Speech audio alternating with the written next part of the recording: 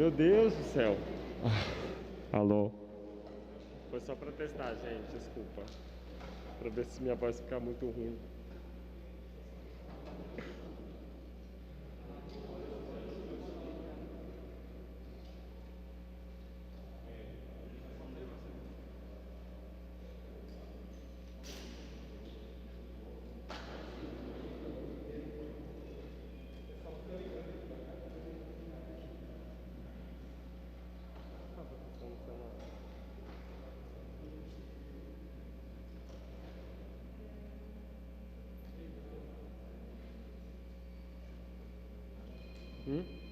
Quê? Não.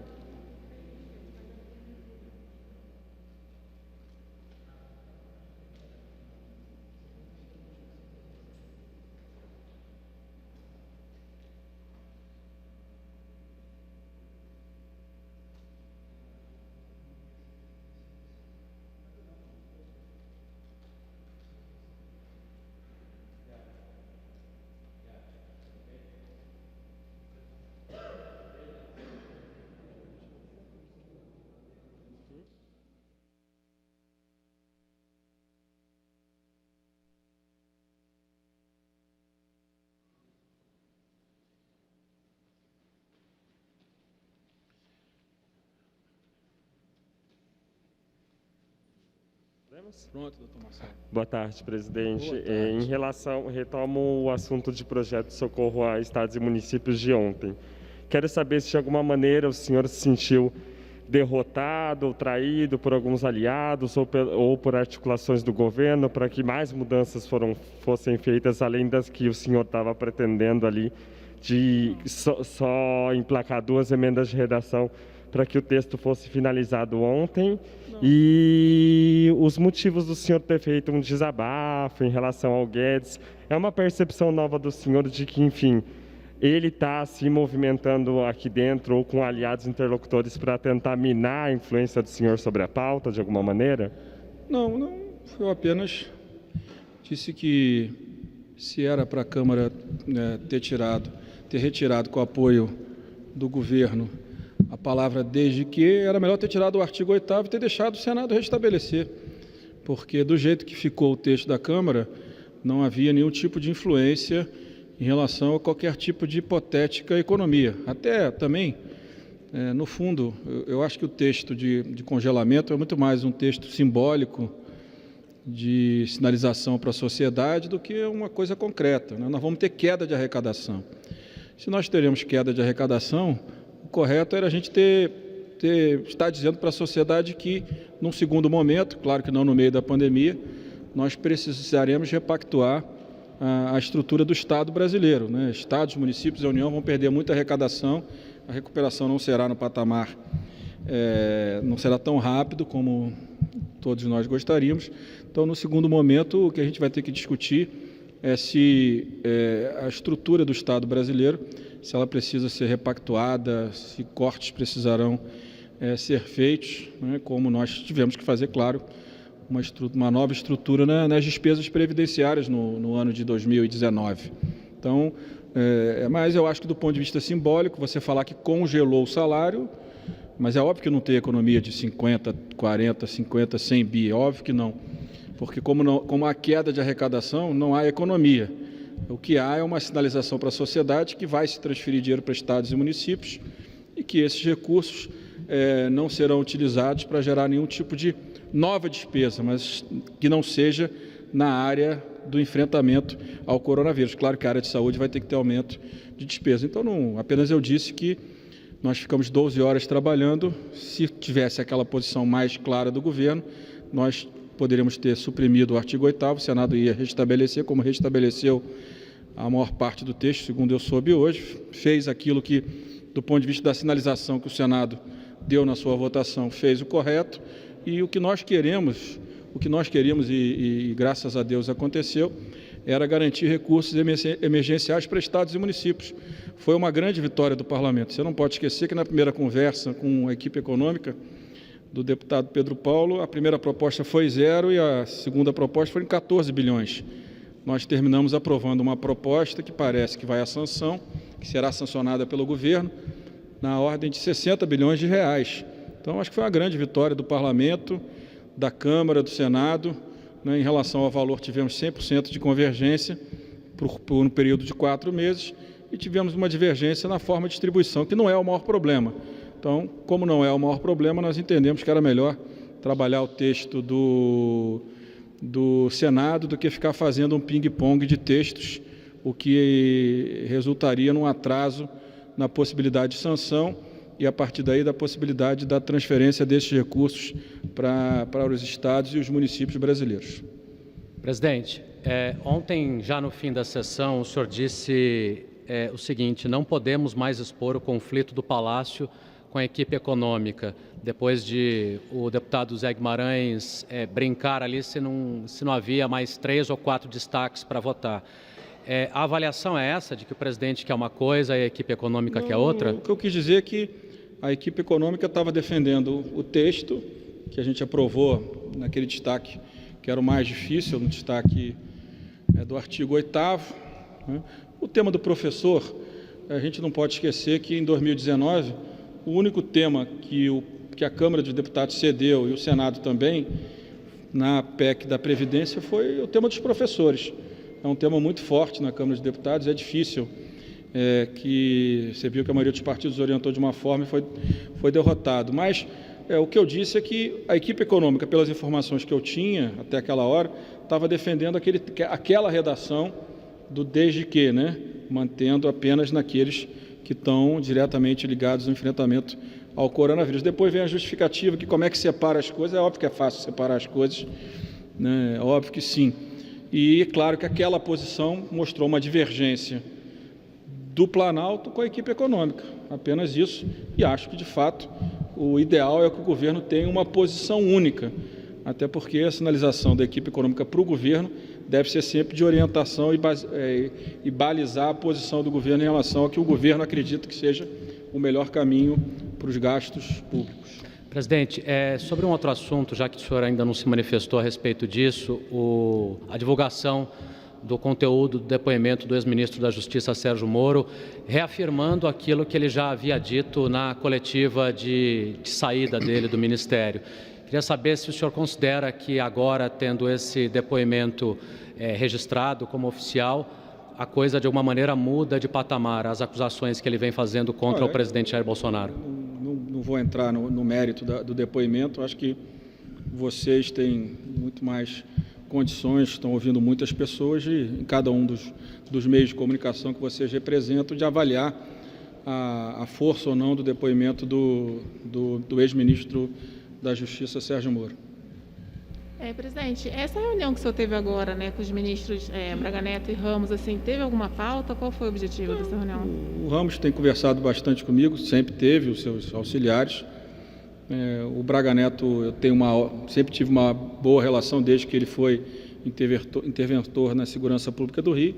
Vieram fazer uma visita para trocar ideias, impressões sobre a pauta e sobre a conjuntura do momento. Foi uma ótima reunião, tenho uma boa relação com os dois e mantenho essa reunião, essa relação sempre de alto nível, de forma permanente, o diálogo. A gente não pode misturar os conflitos políticos com aqueles ministros que estão organizando, coordenando a agenda política e a gestão pública do governo. Tem papel importante, como presidente da Câmara, nunca vou misturar as coisas. Recebi e vou continuar dialogando com os dois em relação não apenas à pauta do coronavírus e um pouco mais na frente com as outras pautas de interesse do governo. E teve algum tipo de sinalização de aproximação, assim, com uma reunião com o presidente Bolsonaro? Isso foi conversado? Tratamos apenas das pautas do diálogo. Eu acho que está de bom tamanho esse diálogo, esse canal aberto, para que a gente possa sempre ter informação de como o governo vê os impactos dos projetos que a Câmara vem votando e, claro, coloca os interesses do governo para a presidência da Câmara pautar. Presidente, essa reunião vem bem no dia em que o governo nomeia ali, né, o novo diretor do DENOX. E é claro aqui na Câmara dos Deputados que é uma indicação vinda do progressista, que coloca alguém ligado ao Avante, e a análise que os parlamentares falam e fazem aqui é de que o deputado Arthur Lira já está fazendo essa indicação pensando na sucessão da presidência da Casa. Como está essa relação do senhor com o governo, do senhor com os líderes do Centrão. Como é que está essa relação? Isso foi discutido na reunião? Uma relação ótima com todos os líderes. Eu não misturo as coisas, porque se um partido quer participar do governo, o que isso tem a ver com a minha relação com o partido aqui na Câmara de Deputados? Se um partido quer defender o governo, as pautas do governo, é um direito democrático deles. Isso não muda a minha relação com partidos nem com o governo. É legítimo que o governo tenha o direito de organizar sua base com qualquer um dos partidos que tenha representação na Câmara de Deputados. Se é com o PP, com outros partidos, é um direito do governo montar essa base de forma transparente para que a sociedade tenha as informações sobre, né, como é que é a relação do governo com o Parlamento brasileiro. O senhor não sente que é uma tentativa de esvaziar a liderança do senhor aqui, essa articulação do governo? Não vejo por aí. A pauta é do presidente da Câmara. Quem pauta é o presidente. Quem tem a responsabilidade de garantir votos para o governo são os líderes do governo. O líder do governo, os partidos que fazem parte da base do governo. Muito pelo contrário. Eu acho que o governo ter uma base, inclusive, facilita o meu trabalho, que muitas vezes fui obrigado a cumprir um papel de articulador das maiorias, um papel que não é do presidente da Câmara, um papel que é do líder do governo e dos partidos que fazem parte do governo. Então, a partir desse momento, né, um resultado positivo e negativo que vocês sempre colocavam sob a minha responsabilidade, terá uma responsabilidade clara e objetiva. Tem aqui uma base e essa base responde pelos resultados das matérias de interesse do governo. Não vejo isso como esvaziamento de jeito nenhum, nenhuma tentativa do governo, até porque o governo sabe muito bem que quem pauta as matérias é o presidente da Câmara e do Senado. Você viu o que aconteceu com a 905. Né? O presidente Davi não teve condição de pautar e decidiu não pautar, e a decisão ficou tomada. Então, a força do presidente das duas casas é uma força que está clara no regimento da Câmara de Deputados. Em cima dessas prerrogativas, nós temos que trabalhar. Como o governo, no primeiro momento, não constituiu uma base, nós acabamos, por responsabilidade e por interesse de muitos assuntos, principalmente na agenda econômica, acabei assumindo, junto com outros líderes, esse papel, que agora tem os seus representantes. Os resultados agora têm condições de ser auferido em relação à base que foi constituída pelo governo. A última coisa, o senhor vê como contradição esse movimento do governo ou um movimento que já deveria ter sido feito de mudança de estratégia com diálogo com o Congresso? Cada um que chega à presidência do país, a um governo de Estado, constrói a sua relação com o legislativo de um jeito. Né? Cada um tem um jeito. O presidente da República, o presidente Bolsonaro, foi eleito e tem o seu jeito, que é um jeito sempre muito crítico aos partidos políticos. Agora ele está repensando a forma de atuação dele com os partidos. É uma atribuição dele, é um direito dele, não sou eu que tenho que ficar aqui dando opinião se essa forma ou outra forma está errada. É claro que, né, se eu tivesse numa posição de executivo, eu teria um formato, mas eu sou presidente da Câmara e cabe ao presidente da República tratar disso e responder a sua pergunta sobre se há conflito, se há divergência sobre o que falou, o que faz agora. É uma responsabilidade exclusiva do presidente da República. O presidente, eu queria voltar à reunião que o senhor teve com os ministros agora, que o senhor falou que os ministros vieram aqui para falar sobre as pautas importantes do governo, etc. Eles pediram para o senhor pautar algum projeto específico? Teve alguma troca de ideia nesse nível? Como foi? Não, porque eu não faço obstrução ao país. Então, as pautas do governo que têm urgência e que estão colocadas e que atendem às demandas da sociedade, principalmente no enfrentamento ao coronavírus, que seja na área de saúde, na área da renda e do emprego, a Câmara tem pautado. Então, não tem nenhum projeto urgente que a Câmara deixou de pautar, né, que tem relação direta com o enfrentamento ao coronavírus. A gente tem feito, então foi apenas uma conversa. Tem as medidas provisórias que estão sendo tratadas e que, quando os acordos forem sendo construídos, a gente vai colocando cada um deles na pauta. Tá certo, obrigado. Boa noite, presidente. O senhor falou sobre uma possibilidade de construção de base do governo. Eu queria saber se o senhor acha que já há uma base do governo aqui na Câmara ou ainda precisa... Você precisa fazer para o governo. Né? O meu papel é pautar as matérias e defender, né? Não como presidente, mas numa reunião, uma coletiva como essa, na tribuna, como fiz ontem, defender o meu ponto de vista, porque também, além de presidente da Câmara, sou deputado federal e representando o Estado do Rio de Janeiro. Agora, se a base está consolidada ou não está, isso é uma questão que o governo precisa tratar. Entendi. Sobre a pauta do coronavírus, o que a Câmara vai votar nos próximos dias? A gente pretende votar 2 projetos na sexta, um que trata sobre a obrigatoriedade da utilização de máscaras, que eu acho que é um tema importante, é um texto onde exista uma maior obrigatoriedade no uso de máscaras, um projeto que flexibiliza o trabalho da Anvisa para autorização de respiradores, projetos que vêm sendo construídos, né, aqui no Brasil. Eu vou colocar um deputado da área de saúde que conheça do tema, porque não é um tema simples, e tentar continuar nas medidas provisórias, a 915, a 909, essas estão com texto, quer dizer, a 915 são os destaques, a 909 eu acho que tem um texto mínimo que a gente consegue votar com facilidade. Só retomando a questão dos estados e municípios. Ontem, quando ainda estava no início da tramitação, o destaque do novo tinha acabado de ser aprovado, as regras de distribuição então seriam alteradas. O presidente do Senado, Davi Alcolumbre, veio a público, então, imediatamente para dizer que trabalharia para retomar o texto aprovado no Senado semana passada. Queria entender se essa posição do presidente do Senado de dizer que ia retomar o texto do Senado não seria interpretado nessa casa como um desrespeito à outra casa, entendeu? O senhor não acredita que isso acaba por abalar um pouco a relação entre os senhores ou entre deputados e senadores? Olha, Marcelo, você não vai conseguir me dividir, me separar do meu grande amigo Davi Alcolumbre, né? Eu acho que o processo político ele precisa ter muita responsabilidade. Não estava aqui em jogo qual era o melhor texto. Do nosso ponto de vista, era o texto da Câmara, do ponto de vista do Senado, era o do Senado. E aí? Se nós travássemos o embate sobre uma queda de braço sobre vitoriosos, o grande perdedor ia ser a população brasileira. Os recursos iam demorar 30 dias para chegar nos estados, não apenas 15, como a gente está projetando.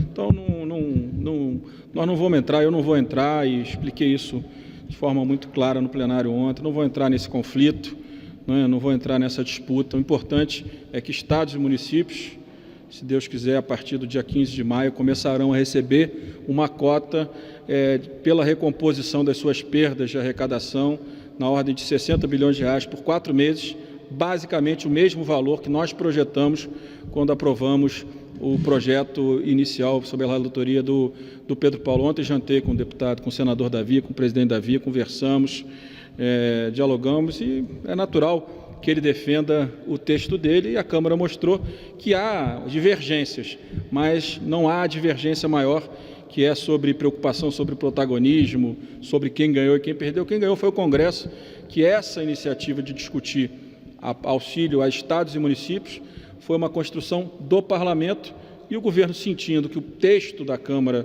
seria aprovado, construiu um novo texto com Davi Alcolumbre. Ótimo, porque agora nós temos a garantia, pelo menos assim me disse o presidente Davi, que esse texto vai à sanção e rapidamente, no prazo de poucos dias, estados e municípios começam a ter esses recursos liberados. Presidente, boa noite. Em relação à MP 910 ainda, que os ambientalistas chamam de MP da grilagem, né? Foi entregue um novo relatório, mas que a bancada do meio ambiente diz que ainda tem problemas. O senhor falou que só colocaria em pauta se tivesse um acordo, né? Nós estamos construindo um texto e acredito que nós poderemos ter um texto de acordo sobre essa matéria, que tem muitos parlamentares que defendem. Eu explico a eles que nós construímos a pauta da Câmara a partir das matérias relacionadas ao coronavírus. Essa matéria é anterior. Então, todas as matérias anteriores precisam ter um mínimo de consenso, não um consenso completo, óbvio, porque senão a gente não teria ficado 12 horas ontem votando o projeto dos próprios estados.